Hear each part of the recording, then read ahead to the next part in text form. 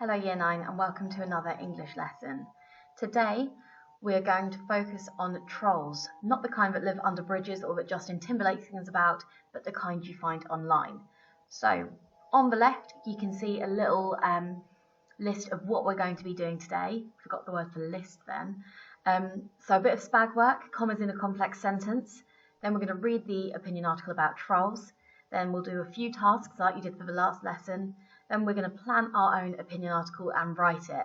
Now, 9B, you are only due to be doing an hour's work today, so do not panic. That's all you have to do. 9A, today is your double English lesson, so I need you to be spending 2 hours on this lesson, please. Have a break in between. I don't expect you to sustain it for that length of time.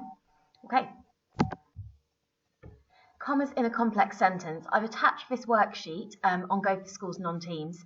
But I've broken it down here just in case it's easier to access really. But what I would like you to do is really work on your skills with commas, because spelling, punctuation and grammar seems so obvious, but it's something that we seem to forget daily.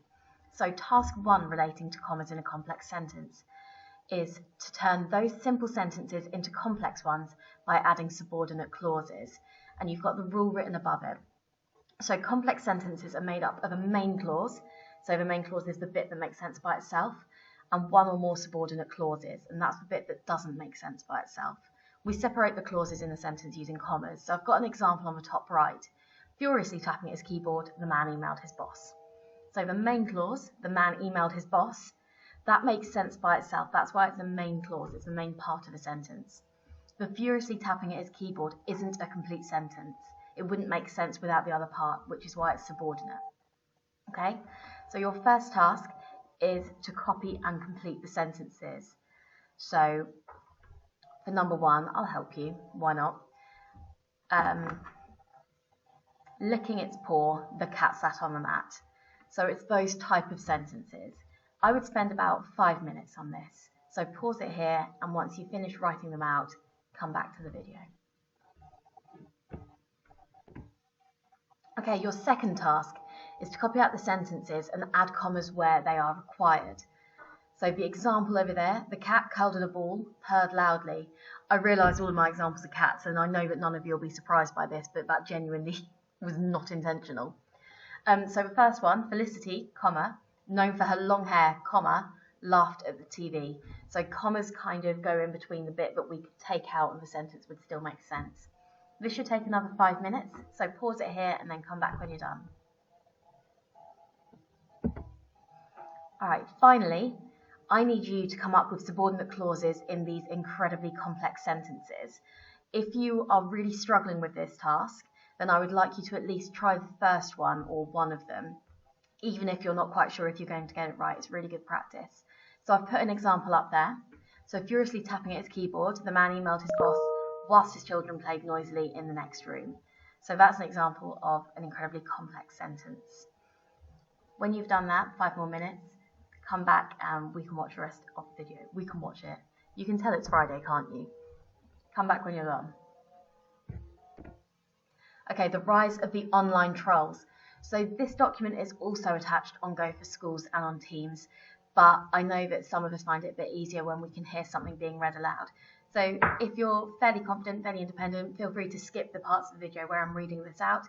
If not, then stay tuned. I'm extra cringy today. Okay. There used to be ugly creatures that lived under bridges in fairy tales. In the 1990s, they were the fluorescent-haired toys that nobody could get enough of. In the 21st century, trolls are now lurking online, waiting to spoil your fun, or worse. Since the rise of the internet, we've used the word trolls to refer to people who deliberately try to annoy or upset people online. They often post insults, spam, deliberately argumentative comments, or other material designed to get a negative reaction from the original poster. You'll find trolls pretty much anywhere there's a comment section. You might have even been a troll yourself at some point. You might be one still, priding yourself on your ability to upset people you've never met with a carefully chosen nonsensical argument, off-topic post, or pathetic personal insult. But I hope you're not. You see, trolls are just another type of bully. They're nothing new in themselves. As a species, we've been subjected to meanness, spite and ignorance since we figured out we could talk. It's unfortunately part of the rich tapestry of human experience, along with other nicer things like kindness, empathy and understanding. But the problem with trolls is that because they're often protected by the anonymity of a username, they feel that they can vent their bilious rants wherever they like and to whomever they like, without fear of actually having to be responsible for their words. Thankfully, the law is changing to try and remedy the situation. The Crown Prosecution Service are now making it easier to prosecute trolls who abuse and harass people online. Comments which threaten violence, which are obscene or grossly offensive, could cause their author to be prosecuted. Oh, but what about free speech, I hear you ask? Isn't it my right to deliberately be an idiot somewhere I'm not wanted? Well, no, it isn't actually. But there is an important distinction to make between disagreeing with people and subjecting them to abuse. If your opinion differs from other people, fine.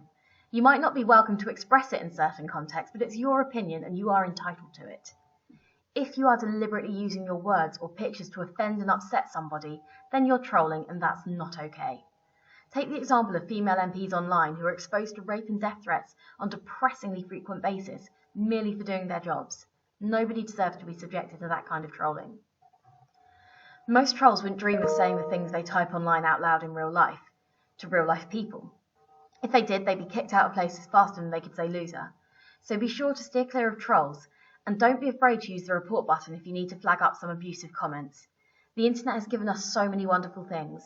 Let's put those trolls back under the bridge where they belong. Okay, so similar to last time, I would like you to complete just one of those boxes, and as always in English, full sentences please. So the first box, if you're not particularly confident, the second box, a little bit more complex, and finally, a lot more complex for the red one. And I think this will probably take you about 10 to 15 minutes. So pause the video now and then come back when you've completed it. Okay, so what we've read on trolls was an example of an opinion article, and we've kind of looked at through the task the sort of techniques that were used. So now it's your turn. I would like you to pick a topic to write about. It doesn't have to be any of the ones I've mentioned, but this was just to give you some ideas. So something that you feel strongly about or that you care about. So it could be animal testing, it could be reality TV, global warming, the use of palm oil, university fees, the curriculum, social media. Any of these examples are good. So have a little think. You can use the ones I've suggested or something completely on your own, as long as it requires an opinion. So pause it here, have a little think about what you'd like to do and write it in your books. Okay, your next step is planning. So you need to make a list or a mind map of ideas surrounding the topic you've chosen. Now I've gone for school uniform because everyone has an opinion on it, or everyone that's at school does. And it also means that if you're struggling for ideas, then you can borrow some of mine for your own piece of writing. So some of the ideas I've included, starting from left and going round clockwise. So the benefits of school uniform. It makes everybody equal, so nobody feels uncomfortable if they don't have access to the latest trends. Therefore, it reduces the potential for bullying and it reduces peer pressure. School uniform also encourages students to feel like they're part of a community. People might criticise the cost of uniform, but it's much cheaper than spending out for different clothes every day. It's quick for students to get ready for school as they don't need to decide what they're wearing that day. And finally, it encourages professionalism and prepares you for the world of work, where some sort of uniform might be required, even if it is, I don't know, professional dress rather than a full-on suit or a fire police officer's outfit. Why did I forget jobs that wear uniforms? So, spend just over 5 minutes planning your ideas. What sort of arguments could you create? And if you're struggling for ideas, use some of mine. Do school uniform, use some of mine. That's absolutely fine. So 5 minutes and then come back when you're done. Okay, so for the writing of it, if you are in 9B, then you are only due to have 1 hour of lessons today. So you're probably only going to have about 10 to 15 minutes to write this. 9A, you're in it for the long haul because you had a double lesson. So you're going to spend time writing it, making sure it's excellent, and you'll do a self-assessment at the end. Any questions regarding that, feel free to email me. I will be available even though I'm here in mini school. So I'd like you to aim to write at least 3 paragraphs. And here's one I found online. I didn't write it myself. And this one is anti-school uniform, so it might help some of you doing the opposing argument. It's September, and with it comes that back-to-school feeling that even as an adult you can never quite shake. I associate it with the delicious plasticky smell that emanates from the insides of pencil cases, cool, crisper mornings that hit you as you rush from the house, trailing toast crumbs, and of course, new uniform, if your parents can afford it. In the midst of a pandemic that has gutted the economy, this year parents are finding it all the more challenging to pay for their children's school uniforms, the Children's Societies are warning. In March of this year, it found that the average cost of buying a uniform for a child over the course of the year is now £340. No wonder some parents take out loans, getting into debt so that their child can conform to the school's wishes, which often include having a sole supplier agreement with a costly uniform company, leaving them with no other option. So that's just the example of an opening.